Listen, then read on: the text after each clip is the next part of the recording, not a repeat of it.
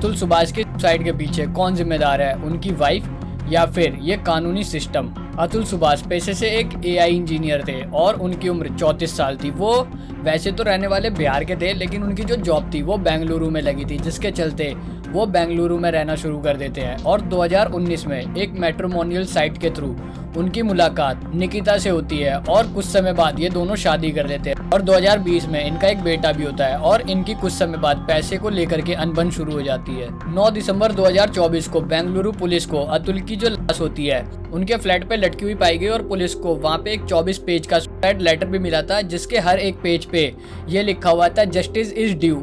और साथ ही में एक 80 मिनट से ऊपर की वीडियो भी मिली, जो कि अतुल ने पहले से ही सब जगह शेयर कर दी थी। और उस लेटर और वीडियो में अतुल ने बताया कि शादी के कुछ समय बाद ही उसकी पत्नी और उसके ससुराल वाले उनसे पैसे की डिमांड किया करते थे। उनकी जो पत्नी थी उन्होंने एक बार अतुल से 50 लाख रुपए की डिमांड करी, क्योंकि वो अपने भाई का क्लाउड किचन खोलना चाहती थी। और अतुल की वाइफ ने अपने मायके वालों के लिए घर खरीदने के लिए अतुल से 1 करोड़ रुपए की डिमांड करी। और इसके अलावा भी अतुल की जो वाइफ और ससुराल वाले थे वो अतुल से आए दिन बड़ी बड़ी डिमांड किया करते थे पैसों के रिलेटेड, जिसके लिए अतुल ने उन्हें मना कर दिया था, क्योंकि अतुल इतनी बड़ी बड़ी डिमांड पूरी करने के लिए सक्षम नहीं था। मगर अतुल ने निकिता के परिवार वालों को पहले भी 15 से 20 लाख रुपए दे चुके थे। और इसके अलावा अतुल वीडियो में बताते हैं कि जो उनकी वाइफ थी वो कई दिनों तक नहाती नहीं थी और इंटीमेसी के दौरान अतुल की जो वाइफ थी वो अतुल से अपने प्राइवेट पार्ट को चाटने के लिए कहती थी, जिसके लिए अतुल उन्हें मना कर देते थे, क्योंकि अतुल को ये चीज़ बिल्कुल भी पसंद नहीं थी, जिसकी वजह से अतुल की वाइफ कई बार उनसे नाराज हो जाती थी। और अतुल बताते हैं कि उनकी वाइफ और उनके ससुराल वाले उन्हें एक ATM मशीन की तरह यूज़ किया करते थे। वो उनसे आए दिन पैसे वगैरह मांगा करते थे। इसके बाद अतुल की वाइफ जो होती है वो यूपी के जौनपुर में अतुल के खिलाफ एक कंप्लेंट दर्ज कराती हैं और वो अतुल से अलग होने की डिमांड करती हैं। और उस समय पे अतुल का जो बेटा था उसकी उम्र महज 2 साल थी और अतुल की जो वाइफ थी वो उनसे जब तक डाइवोर्स नहीं हो जाता तब तक के लिए उनसे हर महीने का खर्चा मांगती थी, जो कि उनका खुद का खर्चा 1 लाख रुपए और प्लस में उनका जो बेटा था उसके लिए 1 लाख रुपए, यानी कि महीने के 2 लाख रुपए। इसके लिए अतुल ने कोर्ट में ये बोला कि अगर मेरे सिर्फ खाली 2 साल के बच्चे के लिए 1 लाख रुपए मांग रहे हैं, तो आने वाले समय में जब मेरा बेटा बड़ा होगा तब ये उसके कितने लाख रुपए मांगेंगे हर महीने के मेंटेनेंस के लिए। तो कोर्ट जो होती है वो अतुल की बात को सुन करके जो 1 लाख रुपए महीना होता है उसे 40,000 कर देती है, यानी कि दोनों के 40,000, यानी कि अब 2 लाख रुपए की जगह अतुल को हर महीने के 80,000 रुपए देने थे। मगर जो निकिता थी ये 80,000 को आने वाले समय में और बढ़ाने वाली थी, क्योंकि जैसे जैसे उनका बच्चा बड़ा होता और महंगाई बढ़ती तो वो इस चीज़ के चलते जो पैसे की डिमांड थी उसे भी आगे बढ़ाती। वो अपने बच्चे को और निकिता को हर महीने का जो मेंटेनेंस का जो खर्चा था वो देता भी था। और अतुल की वाइफ ने कहा कि इस मामले में समझौता करने के लिए उन्हें 1 करोड़ रुपए चाहिए, जिसके लिए अतुल मान भी जाते हैं। लेकिन जब अतुल मानते हैं तो उनकी वाइफ वो 1 करोड़ रुपए को बढ़ा करके सीधा 3 करोड़ कर देती है और इसके लिए अतुल ने मना कर दिया। फिर अतुल की जो वाइफ होती है निकिता वो अपने परिवार वालों के साथ मिलके अतुल के घर वालों के ऊपर भी केस फाइल करती है। उन्होंने टोटल 9 केस फाइल करे थे।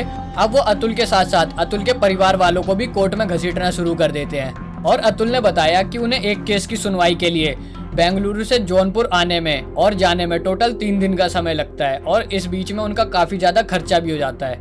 और कई बार ऐसा होता है कि या तो निकिता नहीं आती वहाँ पे कोर्ट में और कई बार जज नहीं आता था और कभी कभी तो ऐसा होता था कि छुट्टी होती थी और कई बार तो वहाँ पे वकील भी मौजूद नहीं होता था, जिसके चलते उनका बहुत सा समय इसी भागा दौड़ी में बर्बाद हो जाता था। और अतुल ने बताया कि उन्हें 2 साल के अंदर अंदर 120 से ज़्यादा बार जौनपुर में कोर्ट की सुनवाई के लिए बुलाया गया। 21 मार्च 2024 को केस की सुनवाई के दौरान अतुल की जो सास होती है वो अतुल से कहती है कि जब तुम 3 करोड़ रुपए दे नहीं सकते तो मर क्यों नहीं जाते, जिसके जवाब में अतुल बोलते हैं कि अगर मैं मर गया तो तुम्हारी पार्टी कैसे होगी, तुम्हें पैसे कौन देगा। तो अतुल की सास कहती है कि अगर तुम मर जाओगे तो पैसे तो हम तुम्हारे परिवार वालों से भी ले लेंगे, तुम्हारे माँ बाप से भी ले लेंगे। और उन्होंने ये भी कहा कि अगर तुम्हारे माँ बाप मर जाते तो सब कुछ तो वैसे भी निकिता का ही हो जाना है। तो वहाँ पे बैठी हुई जज रीता कौशिक काफी जोर जोर से हंसने लगी। इसके बाद उन्होंने निकिता के परिवार को बाहर जाने के लिए कहा और फिर रीता कौशिक ने अतुल से 5 लाख रुपए की घूस मांगी और उन्होंने ये कहा अगर तुम मुझे 5 लाख रुपए देते हो तो मैं इस मामले को जल्द से जल्द निपटा दूंगी। और अतुल ने देखा कि वहाँ पे कुछ दलाल भी हैं जो कि डेट आगे बढ़ाने के लिए 1000 रुपए लिया करते थे। और इसके अलावा भी अतुल ने वहाँ पे कई सारी चीजें देखी, जैसे उसे एक बारी जज से पर्सनली मिलवाने के 3 लाख रुपए की डिमांड करी गई थी, जिसे कि अतुल ने मना कर दिया था। जिसके बाद अतुल का न्याय व्यवस्था पे से भरोसा उठ गया और उन्हें यह भी दिख रहा था कि वो दिन रात करके इतनी मेहनत से पैसा कमाते हैं, जिसका एक बहुत बड़ा हिस्सा उन्हें अपनी वाइफ को देना पड़ता है, जिसका कि वो गलत उपयोग करके वापस से अतुल के ऊपर ही केस करती थी। अतुल अपने ही पैसों से अपने दुश्मनों को और ज्यादा मजबूत बनाते जा रहे थे, इसलिए अतुल ने अब खुद को खत्म करने का फैसला लिया। और अतुल को अपने कुछ पुराने काम पूरे करने थे, तो अतुल ने उन्हें एक टास्क वाइज नोट बनाया और उन्हें पूरा करने के बाद अतुल ने 9 दिसंबर 2024 को अपने घर के अंदर ही फांसी लगा करके खुद की हत्या कर ली। अतुल ने अपने लेटर में यह भी कहा कि इस देश के अंदर आदमी और औरत को बराबर समझा जाता है, लेकिन जब बात आदमी की सुनवाई की होती है तो उसे किसी भी प्रकार का कोई न्याय क्यों नहीं मिलता है।